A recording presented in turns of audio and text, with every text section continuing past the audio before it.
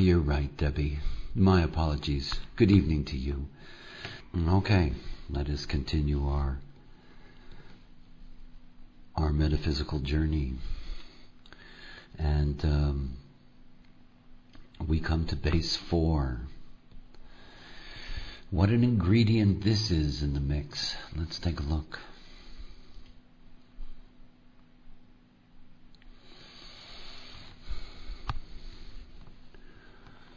We were all discussing earlier before class about integrating this knowledge, finding a way to integrate this knowledge into your own deeper understanding, and how difficult it is, how far away it is.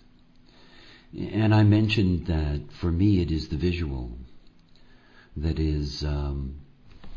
You see, these symbols. These symbols are something very special. These 5 symbols, and there's one missing. The one missing is juxtaposition. This one here, right? Black on top, white on the bottom. These symbols, you see them basically as glyphs, however you take them in. These symbols were part of my whole process of my encounter. The symbol in the center, I wear it. I've been carrying that symbol around with me for as long as I've been in human design, as long as from the moment of the encounter. I even sleep under a blanket that has that embroidered into it. These symbols were at the very mystical core of my teaching. That is, the teaching of me by the voice. Because these symbols are universal glyphs. Some of you know, because some of you are familiar with it, there was a book, actually the second book that I wrote in design, which was called From the Book of Letters. And that name was the result of a question that I never got to ask in my encounter. It was the shock of all the flood of information, and basically what I wanted to know was where it was coming from, and the answer that I got was that it was from the Book of Letters. And I was then given the letters, and I was given 6 of them. And I don't quite know how to translate them for you. If you think what I've been teaching you so far is obscure, I want to tell you that there is nothing more it's deeply mystical when I start talking about these symbols. I actually have a plate that I drew in the encounter. And that plate was the equivalency of these 6 symbols to letters and numbers. In other words, it has a universal quality to it. And each of those symbols obviously are deeply connected to these dimensions. They are, in fact, how can I express that? They are the graphic expression of the dimension, or the synthesized glyph of the dimension. They are a microcosm of the dimension. The visual for me is something that is deeply extraordinary, and these glyphs are not to be ignored.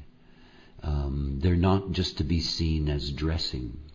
I think it's very important for those of you that are taking in the knowledge at this level, that you have to see that at this point we are on the edge of, to be poetic, I would say magic. But we're at this place where the infrastructure of science itself has no has no background. I don't know how to describe that. You see, these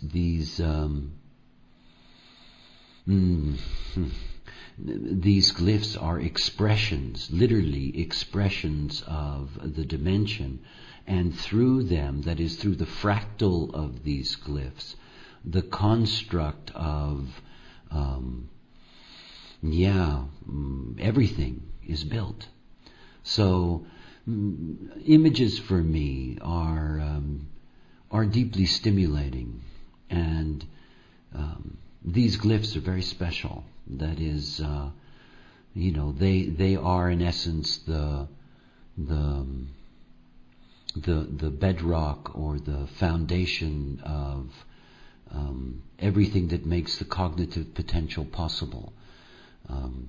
They are the foundation through which things emerge, and in that synthesis, all things become the illusion. It's like thinking about the glyph for evolution as an example, and imagining, let's say that glyph happens to be connected to a specific letter in the alphabet. I'm not going to give you the actual one, but just as an example. Let's say that it's connected to the letter D. I want you to understand the way things are built, that everything that carries that carries the influence of evolution. In other words, you can take the language, any language, from anywhere, and you can deconstruct it back into a root formula. And a root formula that is going to be made up of so many parts evolution, and so many parts design, and so many parts being, and so forth and so on. Remember how I described to you how there are many ways of looking, and these formulas between three corners, these formulas that form an illusionary four, that these formulas, that they can be found in our languages, they can be found in our mathematics. As a matter of fact, the whole secret to mathematics is here. The secret to mathematics, the very core of it. So if you thought that we were already in the obscure, well, this is quite a place to go to. I feel like I'm doing a cosmology course right now.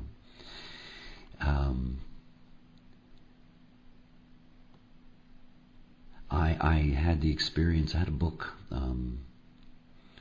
I kept diaries for many, many years in the beginning of my process. When you're an ego manifester and you have my job, you're pretty much alone. And writing things out was just part of my need to creatively move things. And I had reconstructed the plate when I began to use computers in the early 90s. And I began to experiment. I began to take the names of famous people, the names of places, certain nouns, certain verbs, and went through the process of deconstructing them back into the glyph formula. I had to stop. It was addictive, and I had to stop.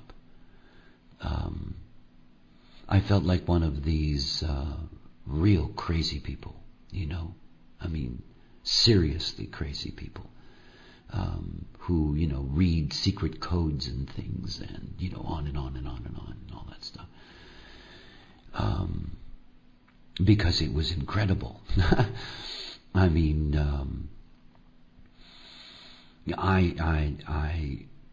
began to see how words, what they actually were.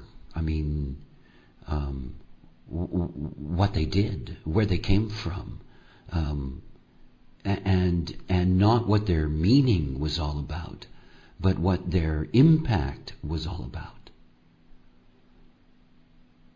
all of this rooted back to this formula that we're looking at. This, And so here we are in number 4. And we come to the dimension of design. It's kind of interesting when you look at this glyph, because this glyph in a way is a stylized body graph. Sort of, if you know what I mean. But anyway, this design, this is something that, herein lies one of the great confusions. And it is something that has rarely been dealt with in enough depth. And to make it absolutely clear, what I'm pointing at is that we have 2 things. We have ego and we have self. Now, I don't want you to think that the fix is in. Because I am an ego being and I love it. I recognize it truly for what it is, and it's a joy and a privilege to be an ego being. So I have my slant, if you will, on the ego. But for me, this illustration carries with it one of the great jokes. One of the great jokes. Because you see, the dimension of design, that the primary function is the establishment of ego. It is about the establishment of ego. And it is only out of the bedrock of ego that self can emerge. Because self is secondary. And I know there are all these beings that would not be comfortable with that. Particularly 7-centered beings. They'd get really pissed with me for even suggesting it. But the fact of the matter is that when you look at the nature of the formula and you understand what we are all about, we are here to be driven. Driven. The mind and the ego, they make civilization. All these self-oriented higher self beings, I'm going to get in touch with my higher self, they say. Yeah, good for them. I don't quite know how high they have to go, but nonetheless. Civilization isn't built on self. It's built on ego. Look at the body graph. Look at the body graph. Now the body graph has its extraordinary symmetry. Isn't it beautiful? How the collective and the individual, how they parallel each other and move so sweetly together in unison. Those wonderful 3 channels pouring up from the root all the way to the top, like an expressway with 3 lanes. How they parallel each other on either side.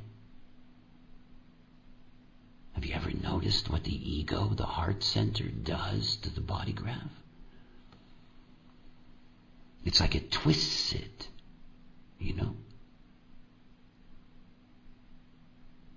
And everything about this life on the surface is driven by that heart center. It's driven by it.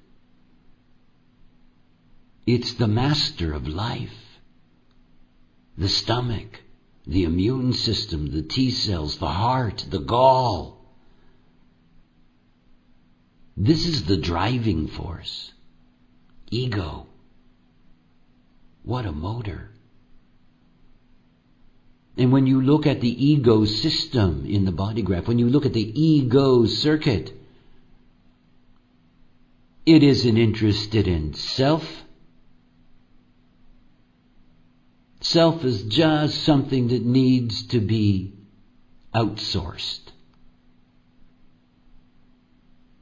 See, we don't really understand what self is. I've been trying to explain it for 20 years. It's just direction. It isn't anything else. And yet at the same time, the moment that I say it's just direction, direction is everything. It's the physics of the illusion. When you get to the surface and you're living in relativity, no two objects can occupy the same space at the same time. I can't tell you how many times I've said that. Is it really grasped what that means? I mean, we have known that as a species for a long time. Has anyone really ever grasped what that means? This is what uniqueness is all about. It's about where you are. Because where you are there all alone. This uniqueness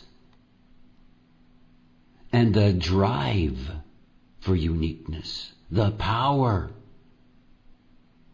it isn't in the individuality. This is genetics. You know, you see their line. But you see that when individuality has an ego, hey, you got life on earth.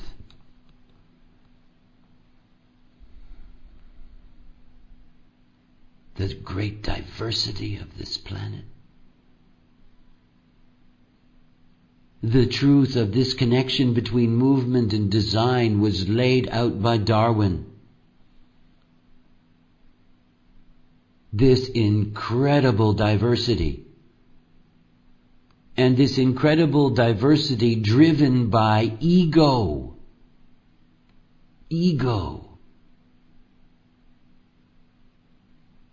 Ego is about dominating the material plane. Ego is a driving force. And it's deeply, deeply competitive. Clashes of civilization. My civilization is better than your civilization. My God is better than your God.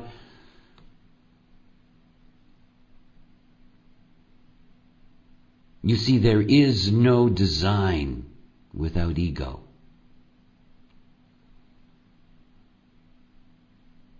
Without ego, there is no true potential expression of uniqueness. And the self, it emerges. See, the connection between the heart center and the G center, channel of initiation. Here is this bond between ego and self. And in fact, it is a way in which the subtlety of the power of the I in ego gets wrapped up in identity. It ends up being a mind game. You see, the not self is the wrong direction. Do you understand? I mean, this is the whole point, to grasp about self and not self. It isn't about how deep you understand or know or sense or whatever it is relative to any of this at any level. It's your movement in space. This is what it's about. Where you are is who you're with or not. Where you are is what you are about. It's all movement. And we are moving at an incredible speed despite the delusion that we're not. We're flying. Think about what design really brings us. It turns us into smart missiles, you know. You know, this smart weaponry they have now where they can, you know, target something that's, I don't know, the size of somebody's foot, you know, and they target it from whatever, 400 kilometers away. These are guidance systems. They are able to calculate the movement of the earth, the shifting of the wind, the speed necessary, the trajectory necessary. All of that's being calculated. And the programs were designed by us because we are the same kind of program. I mean, we all have a guidance system. It is the cognition that lies within our design. It's the tonal architecture of our design crystal. Therein lies our guidance system. When you're operating correctly according to strategy and authority, what you are actually doing, despite the surface, description that this is about decision making, is that decision making is actually about alignment of movement. Every decision you make is an alignment in movement. It's your guidance system at work. When you think of the self, stop thinking of I and think of where. I mean, this is the thing to grasp. This is what it's all about.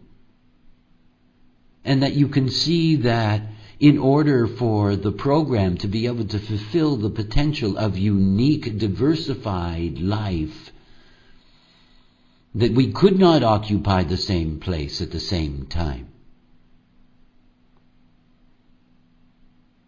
Couldn't. But it becomes direction. The true self is in the right place. And it provides the possibility for mind to be able to see. And therein goes where our civilization will go. And the not self, it has no guidance system. It's always in the wrong place. And this right place, wrong place can be the same place. Oh, it's such a joke.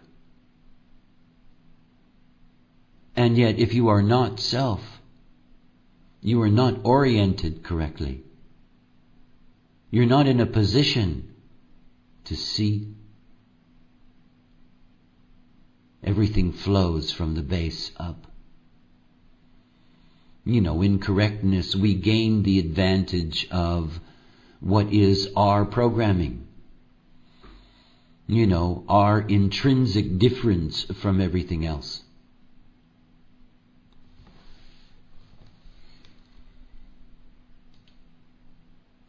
You can see that the most difficult connection is the ego dealing with genetics. The limitation of the body. The limitation of the body. And one of the things that you see here that underlines this theme is the difficult task. It's why it's taken millions and millions, actually billions of years of the emergence of the bioform principle on this planet to actually get to a point where the competitive drive, which we see on the surface as a survival mechanism and a reproductive imperative, can actually get us to a point in which we can have, the most powerful presence in the end.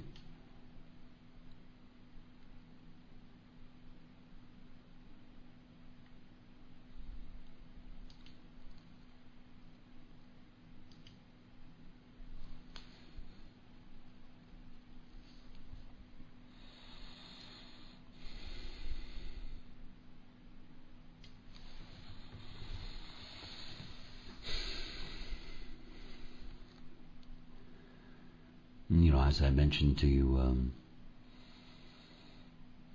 when I wrote these down, I wrote them down as a kind of poetry. Sort of like haikus, things to just ponder. Very simple keynotes to, to express something that is almost unexpressible. First of all, when you look here, you have to see the basic component is the design crystal. In other words, the ego is something to recognize as an expression of the form principle. It is the deepest, in that sense, expression of the form principle. Because in fact, ego is yin-yin. In other words, it is a deep, deep, deep form principle itself. In understanding that is to appreciate why the heart center is the essential ingredient for life. For life. One of the mystical things that I have shared over the years is that if you notice, there is no direct connection between the ego center and the sacral. None. Because if there were, life would not stop. There would be no death. The ego is a deep, deep bedrock of the form principle on earth, in life, for all things. And here we see that this is design is structure. And to really understand this theme of structure is progress, because this is, as deep as as I can go poetically to show you that built into us was this, ongoing, mutative, transforming process. In other words, that structure is not something that is fixed. It's not fixed. Structure is malleable because we are dealing with bioform. The progressive would like to do without it, quite frankly. In other words, if we go back just for a second in that comment I was making about the space or the cross between these two, ego always feels limited by the body, and the body is always discomforted by ego. They do not have a natural connection to each other. They don't. There is always something in between them. Always. Always. It's something to ponder. So here, this structure is progress. This is the driving force of ego to move the form. This puts all the pressure ultimately on the genetics, but not directly. And one of the things that we see is that in the end, the progressive will win out. Because it will have had enough of the bioform. Because it's limited. It's limited. By the time that I was a toddler, neural potential in my brain was shut down, like everybody else's. And you don't get it back. It is the limitation of the form and conditioning and the nature of the domain. So many human beings with potential intelligence are undernourished and therefore don't function correctly and blah, blah, blah, and all this stuff. There is always the incredible limitation of the form. It's why, on the surface, those that have an undefined ego, undefined heart center, can be so seriously dysfunctional. But to get back down here, in what we all carry, as one of the dimensions of the form principle, is this structure is progress. And interesting, this word, structure. because I see it in a number of ways. But one of the interesting ways in deconstructing the word is to understand that the structure has to be built and then broken down. I mean, it is something to understand about biological progression. Biological progression is built on structure upon structure upon structure, improving the form, constantly driving. And of course, what we get from the design side is that, we begin to understand the dilemma of the heart center on the surface. Think about those beings with the open heart center, the not-self strategy that they have. Where they always feel they have to prove themselves, where they always feel that they have to show their progress, that they have to be able to establish, for everyone that they can compete. It all goes back to this deep source. And you see, when the vehicle itself is limited to a point, we have genetic limitations. We all have them, that we share. The speed at which we can do anything, process anything, whatever, all of these things within certain variables we all share in common. It is, it is the basic homogenization. And what we end up doing is that we end up trying to improve, the limitation itself. Getting stuck in that, trying to be a better person, trying to be faster, smarter, all of that. It's all here. We all carry it inside of us. We began today with the discussion of how difficult it could be to personalize all of this. In other words, to bring it to the surface, to be able to grasp what this knowledge at this level brings, because it brings the world. And we're all carrying it. We're all driven by these forces. It's not that impersonal at all. It's in each and every one of us. And progress is smelt. I particularly like this. But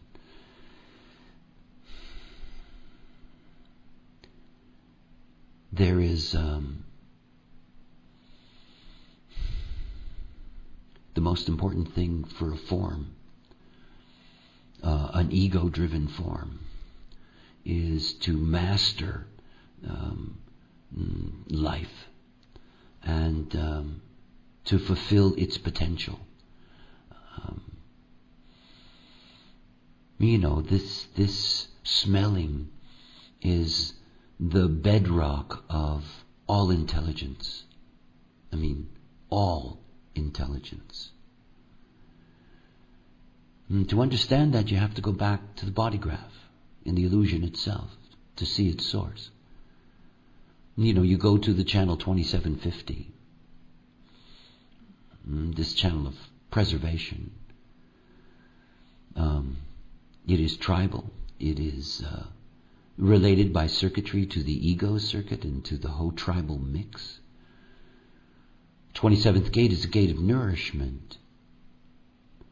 And the 50th gate, the cauldron, is perhaps one of the most extraordinary of gates, because it is the source of all intelligence. It's the source of splenic intelligence that ultimately in our evolutionary process becomes ajna intelligence. We can see it through following the streams. And what we end up with is the collective processing. We end up with individual, intuition. So we have judgmentation, we have intuition, but its root, its source is instinct. Instinct. There in the 50th gate, there in the heart of tribal circuitry. And you see the spleen at its most primitive security immune system level. It is tuned to two things. One is sound, and we'll get to that next week. And the other is smell. And the source of intelligence is rooted in smell. in smell.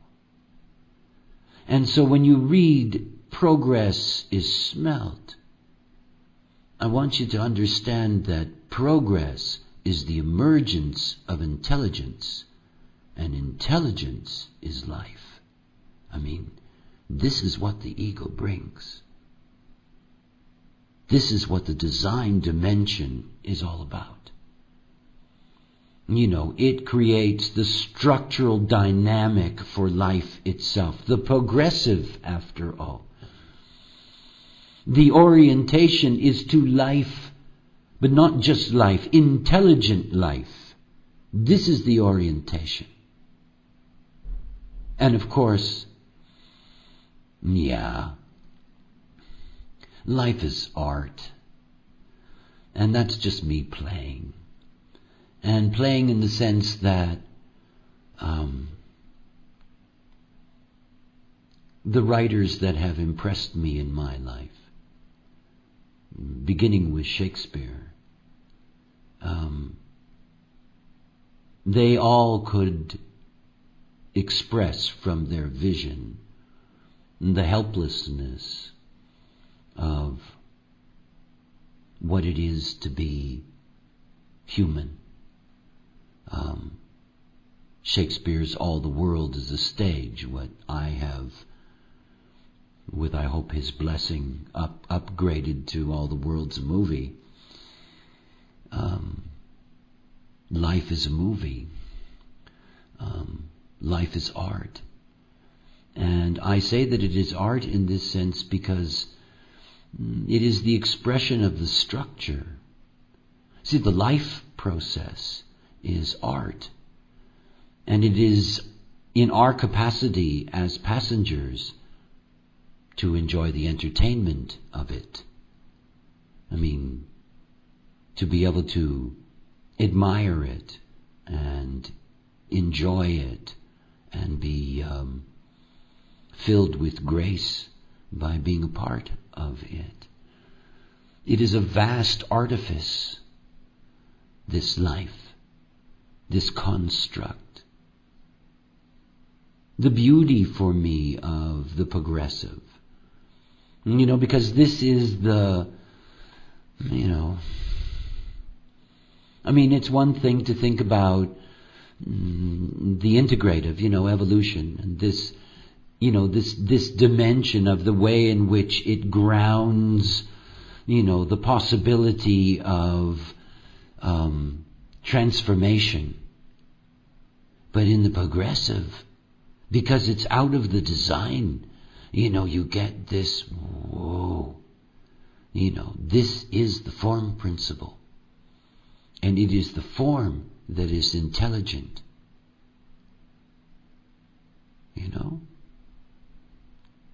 It's the form, after all. It makes it all possible. It is the key ingredient. Well, I shouldn't get carried away with that. I take that back. They're all key ingredients, otherwise they'll get annoyed with me for not being nice to them.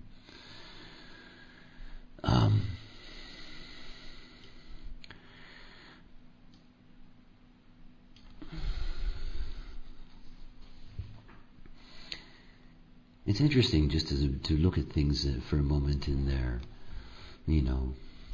just the certain elements of what we've been looking at.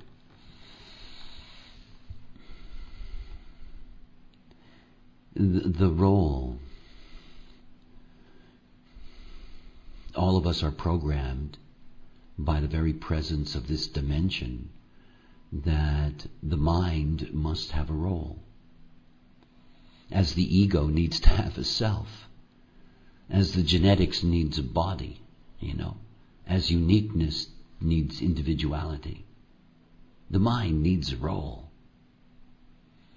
And when you look for this at the surface, because you can see today based on your comments, I'm personalizing things for you. If you see this on the surface, you see profile. This is where the root of profile is. is. If you follow the chain, as all things emerge. We know that profile is about the establishment of a role in life. It is the costume that we wear. And yet we also know that though mind needs a role, in order for that role to be correct, it needs to remember. And basically what that's saying is that it needs to learn. It needs to come to grips with what role is. And role is something that evolves. The role of father, the role of mother, the role of this or that. We have an evolution in these archetypal roles that we have been dealing with from the beginning of the emergence of, centered beings. The ego. The ego needs itself. The self provides the ego with the perfect terrain to compete. It gives it uniqueness because it gives it its direction. It gives it its proper alignment. And the alignment can only be found there in the intelligence of the design. But hey, not easy to get the intelligence of the design to be in the genetic body. Wherever you look, I got this role. I have to remember what is my role. I have to learn what my role is. I have to maintain that. It is my very memory that allows me to maintain my role. It gives me continuity. And yet, what role can I have if I'm not unique? And it's not easy to get to the uniqueness. You see what I mean? What is so magical in a way about this box and these arrows and the way that they work is that it is giving you a possibility to see the way in which timings are not something we can grasp, In other words, it's not that the ego and the body don't ultimately get their movie together. They do, of course. They do. But it is a slow process that goes through layers and layers and layers and layers of, bioreproduction. On and on and on and on and on and on. It's not just there. Any more than it's just there that anyone with a role can actually be individual. And we know that in the life. We know there's all kinds of people that have a profile, every human being on the planet. And we also know that very, very few of them are really unique. They live out a homogenized version that's limited by their civilization and their humanity, by their body and their ego.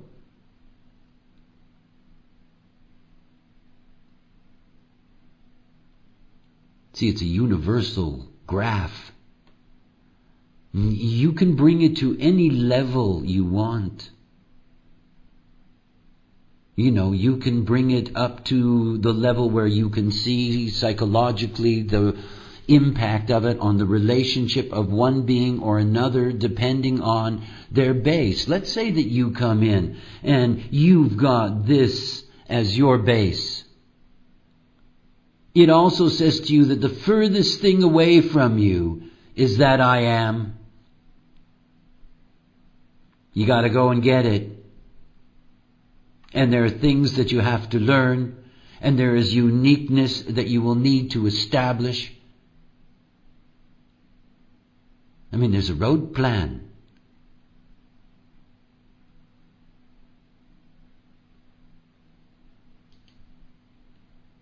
See this image? I keep telling you. The inspiration this breathing in, playing with it, deconstructing it, moving it around, because everything is here. Everything. Literally everything. And each corner, after all, these are human beings. And they're not just human beings.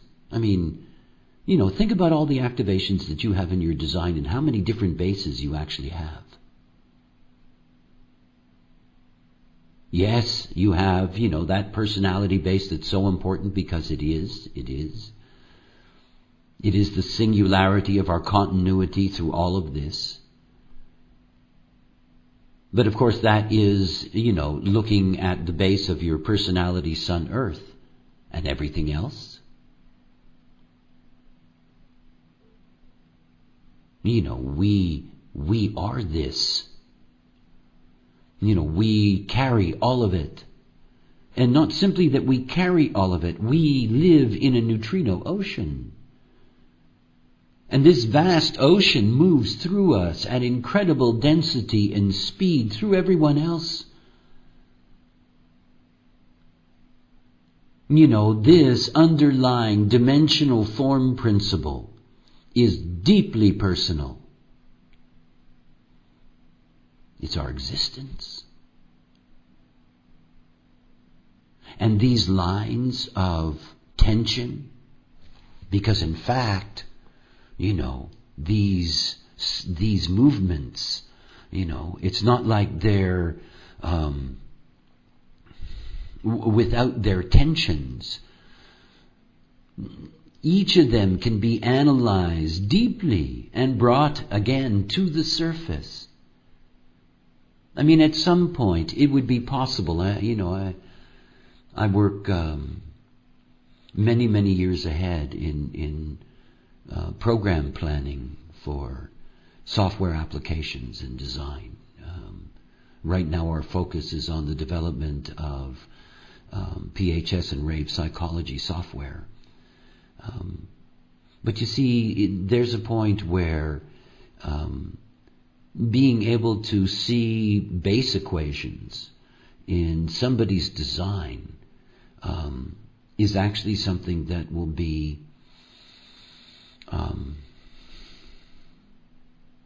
very, very profound insight into what their presence is about.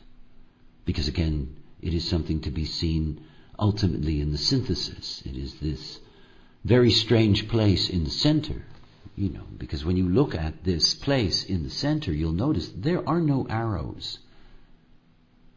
Yes, there are lines, but there are no arrows. The best way to, think about this is just to simply imagine that, you're looking at the top of, you're actually looking at the bottom of a pyramid, from the bottom of the pyramid through it to the, to the corners. And basically, when you're talking about, personality, we're going to be talking about what is the base of this, that everything else connects to naturally. But it is not any of the rest, which makes it very different. But it says something fascinating to grasp about how clever the program is. That, we have built-in synthesizing agents. For every person that carries a corner base that has its very fixed place, if you know what I mean, it is, it's locked into a dimensional quality, and that's its work only. Compare that to somebody who's carrying the personality base, and this is something that's totally different. It is simply a synthesizing force. It means that the illusion that we live in is the byproduct of actually a physical aspect. Almost like a projection show. year after year, as I come back to thinking about integrating base knowledge, I had an interesting experience, I don't know, it was several months ago. Andrea, she had sent me an Excel that had all of the chains from the base up and some of the oddities that emerge. Here is where the whole instrument of existence is built and maintained. And what's so interesting for me is that the construct is one that is collapsing, and it's something that I watch. In my cosmology courses last year, in doing rave cosmology, the introduction to rave cosmology, one of the things that was talked about was the four corners, which are actually 3 stars and a planet, and these corners actually get expressed as quarters in the wheel, and one of the corners is disintegrating, that is, it's breaking down. And this equation is breaking down. And it's something that I'm watching. And it is going to be very interesting, because I have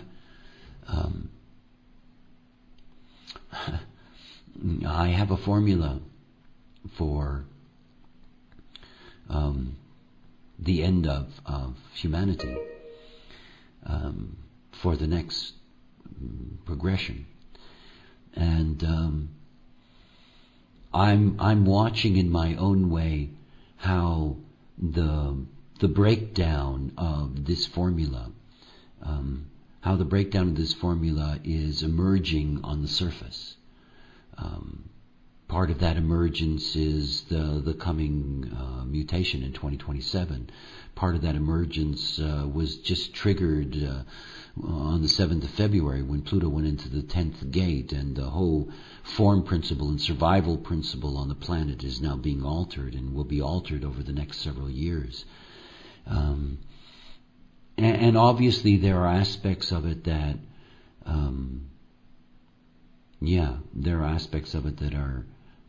that are fascinating to watch. There is a problem in the being dimension, and this problem, quote unquote, because it's not a problem in the sense that it needs to be solved.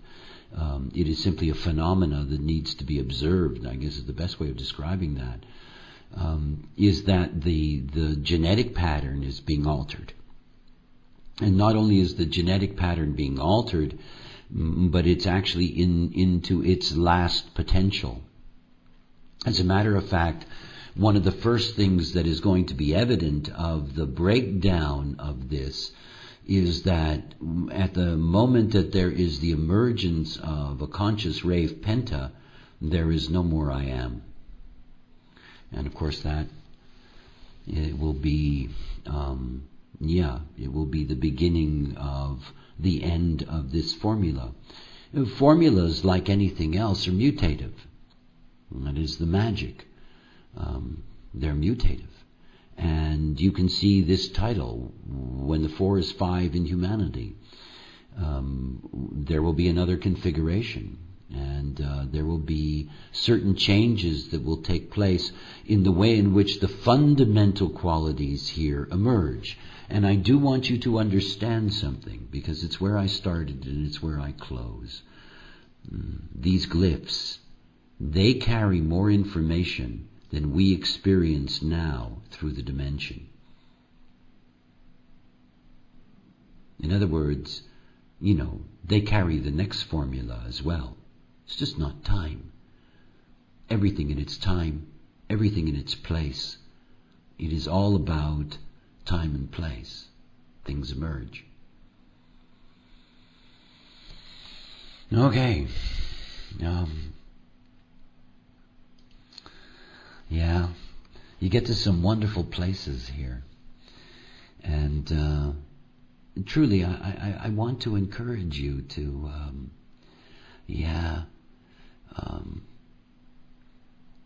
to ponder it. There's so much to see here.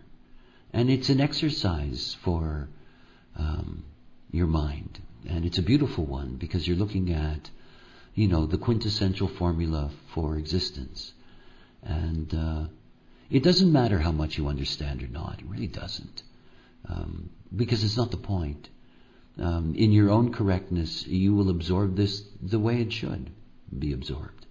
And it will come out in the way that it does. But it's a privilege that I share with you, that I can look at it too. And it's a nice thing to share. Anyway, to all of you, you do take care. And I hope you have an entertaining weekend. And until next time, bye for now.